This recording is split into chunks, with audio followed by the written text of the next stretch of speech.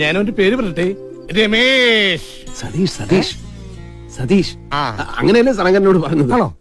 എങ്കിൽ സതീഷ്. മുഖ്യമന്ത്രി പദത്തിൽ വിട്ടുവീഴ്ചയില്ലെന്ന നിലപാടിൽ വി ഡി സതീശൻ ഉറച്ചു നിൽക്കുന്നു. പരിഗണിച്ചില്ലെങ്കിൽ ക്യാബിനറ്റിലേക്കില്ല എന്നതാണ് വി ഡി സതീശന്റെ നിലപാട്. എങ്കിൽ ഞാൻ ഇറങ്ങാണ്. അയ്യോ പോകല്ലേ, നമുക്ക് ചർച്ച ചെയ്യാം. എന്റെ തീരുമാനത്തിൽ മാറ്റൂല.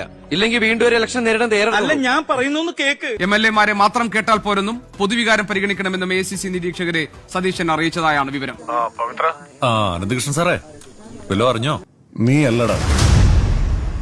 ഇതെന്നാ സാറേ പറയുന്നത്?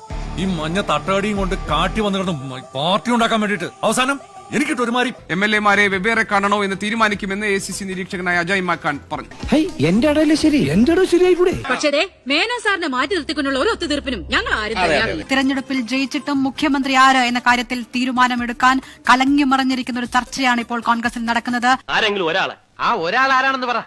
നിങ്ങൾക്കൊക്കെ ബുദ്ധിമുട്ടാണെങ്കിൽ അത് ഞാൻ ഏറ്റു. അയ്യടാ, നീ അങ്ങനെ തനിച്ച് ബുദ്ധിമുട്ടണ്ട, ഞങ്ങളൊക്കെ ബുദ്ധിമുട്ടാൻ തയ്യാറാണ്. മുഖ്യമന്ത്രി സ്ഥാനത്തേക്ക് KC അല്ലെങ്കിൽ പിന്നെ ആര് എന്ന ചോദ്യം ഉയരുമ്പോൾ AICC നേതാക്കൾക്കിടയിൽ കൂടുതൽ സ്വീകാര്യത രമേശ് ചെന്നിത്തലയ്ക്കാണ്. അപ്പൊ പിന്നെ അടുത്ത മുഖ്യമന്ത്രി എന്താ ഇത്ര സംശയം? താൻ തന്നെ. ഈശോയെ, ഞാനിത് സ്വപ്നത്തിൽ പോലും ആഗ്രഹിച്ചിട്ടില്ല. ഒന്ന് ചുമ്മാ പോടോ. രമേശ് ചെന്നിത്തല മുഖ്യമന്ത്രിയാവാൻ പ്രത്യേക പൂജ, ദിവസപൂജയും ഗുരുതി പുഷ്പാഞ്ജലിയും ഒറ്റ ശർക്കര നിവേദ്യവുമാണ് നടത്തിയത്. തൃച്ചമ്പടി അമ്പലത്തിൽ എന്നും കാലത്ത് സാറ് തൊഴാൻ പോകുന്നത് ഞാൻ കാണാറുണ്ട്. താനിതെങ്ങനെ കണ്ടു? ഞാനൊരു രഹസ്യമായിട്ട് തൊഴാൻ പോകാറുണ്ട്. നന്ദിപുലം കിഴക്കേ കുമരഞ്ചിറ ഭഗവതി ക്ഷേത്രത്തിലായിരുന്നു പൂജ. NTC തൃശൂർ ജില്ലാ വൈസ് പ്രസിഡന്റ് KN നാരായണനാണ് പൂജ നടത്തിയത്.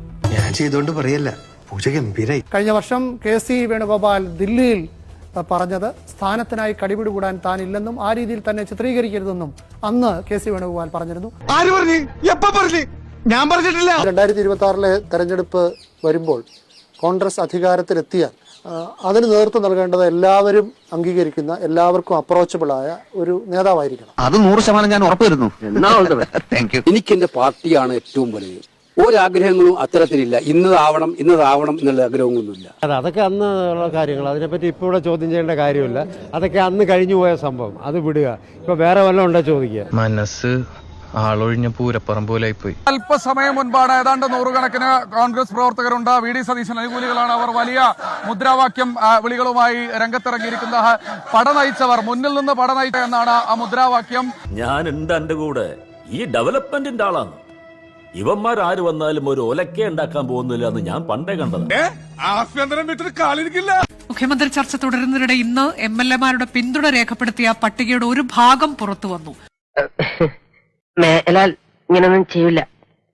അഞ്ചാറബത്തൊക്കെ എല്ലാവർക്കും പറ്റേ. അങ്ങേയറ്റം രഹസ്യ സ്വഭാവം സൂക്ഷിക്കേണ്ട ഈ വിവരമാണ് വാർത്താ ചിത്രമായി പുറത്തു വന്നത്. കൈവിട്ടുപോയി. അതല്ലല്ലോ ഇവിടുത്തെ പ്രശ്നം. ഒരു കട്ടിലുള്ളൂ. തിങ്കൾ ബുധൻ വെള്ളി ഞാൻ, ചൊവ്വ വ്യാഴം ശനി നീ. അപ്പൊ ഞായറാഴ്ച നമ്മള് ടോസ് ഇടും. ഇന്നെന്തോസം? ഇന്ന് തിങ്കളാഴ്ച. ഇന്ന് ഞാൻ കിടക്കും.